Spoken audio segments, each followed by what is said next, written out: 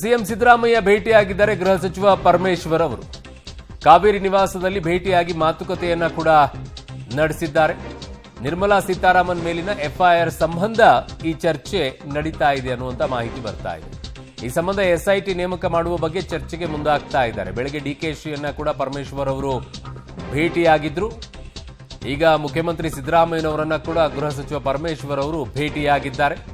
ಕಾವೇರಿ ನಿವಾಸದಲ್ಲಿ ಭೇಟಿಯಾಗಿ ಮಾತುಕತೆಯನ್ನ ಮಾಡಿದ್ದಾರೆ. ಬೆಳಗ್ಗೆ ಡಿಕೆ ಶಿವಕುಮಾರ್ ಜೊತೆಗೆ ಮಾತುಕತೆ ಆಯಿತು. ಅದಾದ ನಂತರ ಈಗ ಮುಖ್ಯಮಂತ್ರಿಗಳ ಜೊತೆಗೆ ಮಾತುಕತೆ. ಚುನಾವಣಾ ಬಾಂಡ್ ಏನಿದೆ ಆ ಬಾಂಡ್ನ ವಿಚಾರದಲ್ಲಿ ಎಲೆಕ್ಟ್ರಲ್ ಬಾಂಡ್ ಬಗ್ಗೆ ಆ ನಿಟ್ಟಿನಲ್ಲಿ ಈಗ ಎಫ್ಐಆರ್ ದಾಖಲಾಗಿದೆ. ಅದರಲ್ಲಿ ನಿರ್ಮಲಾ ಸೀತಾರಾಮನ್ ಅವರು ಮೊದಲನೇ ಆರೋಪಿಯಾಗಿ ನಿಲ್ಲಿಸಿದ್ದಾರೆ.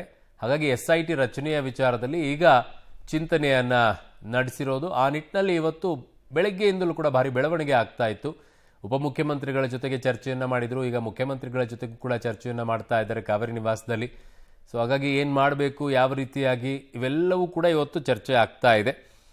ಸೊ ಒಂದು ಹಂತದ ರಾಜಕೀಯ ಈಗ ಇನ್ನೊಂದು ಸ್ತರಕ್ಕೆ ಹೋದಂಗೆ ಕಾಣಿಸ್ತಾ ಇದೆ ರಾಜ್ಯದಲ್ಲಿ. ಸೊ ಹೇಗೆ ಆಗುತ್ತೆ, ಏನೇ ಇದ್ರೂ ಕೂಡ ಎಲೆಕ್ಟ್ರಲ್ ಬಾಂಡ್ ವಿಚಾರ ಹೋಗೋದು ಸುಪ್ರೀಂ ಕೋರ್ಟ್ಗೆ ಫೈನಲ್ ಆಗಿ. ನನ್ನ ಸಹೋದ್ಯೋಗಿ ಈಗ ಶ್ರೀನಿವಾಸ್ ರಾವ್ ದಳುವೆ ನನ್ನ ಸಂಪರ್ಕಕ್ಕೆ ಸಿಗ್ತಾ ಇದ್ರು. ಶ್ರೀನಿವಾಸ್, ಏನೆಲ್ಲ ಬೆಳವಣಿಗೆಗಳಾಗ್ತಾ ಇದೆ ಎಲೆಕ್ಟ್ರಾನಿಕ್ ಬಾಂಡ್ ಬಗ್ಗೆ? ಎಫ್ಐಆರ್ ದಾಖಲಾದ ನಂತರ ಈಗ ಸರ್ಕಾರ ಯಾವ ಹೆಜ್ಜೆಯನ್ನು ಇಡಕ್ಕೆ ಮುಂದಾಗ್ತಾ ಇದೆ? ಏನ್ ಬೆಳವಣಿಗೆ ನಡೀತಾ ಇದೆ? ಅರುಣ್, ಮಹತ್ವದ ಬೆಳವಣಿಗೆಯಲ್ಲಿ ಸಿಎಂ ಸಿದ್ದರಾಮಯ್ಯನವರನ್ನ ಗೃಹ ಸಚಿವ ಪರಮೇಶ್ವರ್ ಅವರು ಕಾವೇರಿ ನಿವಾಸದಲ್ಲಿ ಭೇಟಿಯಾಗಿ ಮಾತುಕತೆಗಳನ್ನು ನಡೆಸುತ್ತಿದ್ದಾರೆ. ಈಗ ಬಂದಿರುವಂತಹ ಮಾಹಿತಿಗಳ ಪ್ರಕಾರ ನಿರ್ಮಲಾ ಸೀತಾರಾಮನ್ ಸೇರಿದಂತೆ ಬಿಜೆಪಿ ನಾಯಕರ ಮೇಲೆ ಚುನಾವಣಾ ಬಾಂಡ್ ಖರೀದಿಗೆ ಸಂಬಂಧಪಟ್ಟಂತೆ ಕೋರ್ಟ್ ಎಫ್ಐಆರ್ ದಾಖಲು ಮಾಡಲಿಕ್ಕೆ ಸೂಚನೆ ನೀಡಿತ್ತು. ಆ ಸಂಬಂಧ ಒಂದು ಸ್ಪೆಷಲ್ ಇನ್ವೆಸ್ಟಿಗೇಷನ್ ಟೀಮ್ ಅನ್ನ ಸಿದ್ಧ ಮಾಡಬೇಕು ಅಥವಾ ಆದೇಶ ಮಾಡಬೇಕು ಅನ್ನುವಂತ ನಿಟ್ಟಿನಲ್ಲಿ ಸಭೆಯಲ್ಲಿ ಚರ್ಚೆ ನಡೀತಾ ಇದೆ ಅಂತ ಮಾಹಿತಿಗಳು ಲಭ್ಯವಾಗ್ತಿದ್ದಾವೆ. ಸೊ ಮುಂದಿನ ಕಾನೂನಿನ ಪ್ರಕ್ರಿಯೆಗಳು ಯಾವ ರೀತಿಯಾಗಿರಬೇಕು, ಎಸ್ಐಟಿ ರಚನೆ ಮಾಡಿದ್ರೆ ಯಾವ ರೀತಿಯಾಗಿ ಕೆಲಸ ಮಾಡಬೇಕು, ಸೊ ಈ ರೀತಿಯಾದಂತಹ ಅಂಶಗಳನ್ನ ಕುರಿತು ಸಿಎಂ ಜೊತೆ ಚರ್ಚೆ ಮಾಡ್ತಿದ್ದಾರೆ ಪರಮೇಶ್ವರ್ ಅವರು ಎನ್ನಲಾಗ್ತಿದೆ. ಇನ್ನೊಂದು ಪ್ರಮುಖವಾದಂತಹ ವಿಚಾರ, ಮೂಡ ಕೇಸ್ಗೆ ಸಂಬಂಧಪಟ್ಟಂತೆ ಮೇಲ್ಮನವಿ ಸಲ್ಲಿಸುವಂತ ವಿಚಾರವೂ ಕೂಡ ಸಿದ್ದರಾಮಯ್ಯನವರ ಮುಂದೆ ಇದೆ. ಆ ವಿಚಾರವನ್ನು ಕೂಡ ಸಭೆಯಲ್ಲಿ ಚರ್ಚೆ ಮಾಡ್ತಿದ್ದಾರೆ ಅನ್ನುವಂಥದ್ದು. ಇನ್ನೊಂದು ಕುತೂಹಲಕ್ಕೆ ಕಾರಣವಾಗಿರುವಂತದ್ದು, ಬೆಳಗ್ಗೆ ಡಿಸಿಎಂ ಡಿಕೆ ಶಿವಕುಮಾರ್ ಅವರು ಪರಮೇಶ್ವರ್ ಅವರನ್ನ ಭೇಟಿಯಾಗಿದ್ರು. ಅದಾದ ನಂತರ ಈಗ ಪರಮೇಶ್ವರ್ ಅವರು ಸಿಎಂ ಅವರನ್ನ ಭೇಟಿಯಾಗಿರುವಂತದ್ದು ತೀವ್ರ ಕುತೂಹಲಕ್ಕೆ ಕಾರಣವಾಗಿರುವಂತದ್ದು. ಅರುಣ್.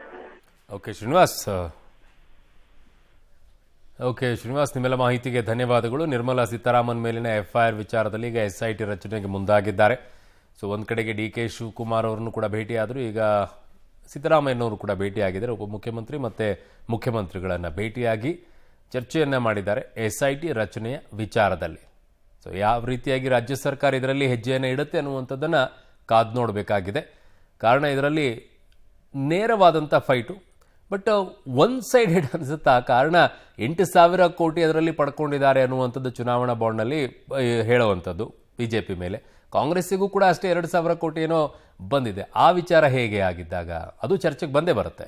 ಸೊ ಮುಖ್ಯಮಂತ್ರಿ ಸಿದ್ದರಾಮಯ್ಯರನ್ನ ಭೇಟಿಯಾಗಿದ್ದಾರೆ. ಚುನಾವಣಾ ಬಾಂಡ್ ವಿಚಾರದಲ್ಲಿ, ಎಲೆಕ್ಟ್ರಾನಿಕ್ ಬಾಂಡ್ ಏನಿದೆ ಆ ವಿಚಾರದಲ್ಲಿ ಎಲ್ಲ ಪಕ್ಷಗಳ ವಿಚಾರದಲ್ಲೂ ಆಗಬೇಕಾಗತ್ತೆ. ಈಗ ಅದನ್ನ ಮಾಡಿದ್ದಾರೆ ಅನ್ನೋದಾದ್ರೆ ಪಡ್ಕೊಳ್ಬೇಕಾಗಿದ್ದಂಥವ್ರು ಯಾರ್ಯಾರು ಪಡ್ಕೊಂಡಿದ್ದಾರೆ ಎಲ್ಲ ಪಡ್ಕೊಂಡಿದ್ದಾರೆ. ಅವ್ರನ್ನು ಕೂಡ ವಸೂಲಿ ಅನ್ನುವಂಥದ್ದನ್ನ ಶಬ್ದ ಬಳಕೆ ಆಗಿದೆ ಇದರಲ್ಲಿ. ಯಾವುದರಲ್ಲಿ? ದೂರಿನಲ್ಲಿ ವಸೂಲಿಯನ್ನ ಮಾಡಿದ್ದಾರೆ ಅಂತ ಹೇಳಿ. ಇಡಿಯನ್ನ ಬಿಟ್ಟು, ಇವ್ರನ್ನೆಲ್ಲ ಬಿಟ್ಟು, ಐಟಿಯನ್ನ ಬಿಟ್ಟು ಕಂಪನಿಗಳಿಂದ ವಸೂಲಿ ಮಾಡಿದ್ದಾರೆ ಅಂತ ಹಾಕಿದ್ದಾರೆ. ಹಂಗಿದಾಗ ಎಲ್ಲ ಪಕ್ಷಗಳು ಕೂಡ ಚುನಾವಣಾ ಎಲೆಕ್ಟ್ರಾನಿಕ್ ಬಾಂಡಲ್ಲಿ ಪಡ್ಕೊಂಡಿರುವಂತಹ ಹಣ ವಸೂಲಿಯ ಮೂಲಕವಾಗಿಯೇ ಅನ್ನೋದಾದ್ರೆ ಎಲ್ಲ ಪಕ್ಷಗಳು ಇದಾಗುತ್ತೆ. ವಾದ ಪ್ರತಿವಾದ ಬಂದಾಗ ತುಂಬಾ ಇಂಟ್ರೆಸ್ಟಿಂಗ್ ಆಗಿರುತ್ತೆ ಈ ಪ್ರಕರಣ. ಈಗಾಗಲೇ ಸುಪ್ರೀಂ ಕೋರ್ಟ್ನಲ್ಲೂ ಕೂಡ ಈ ವಿಚಾರ ಇದೆ.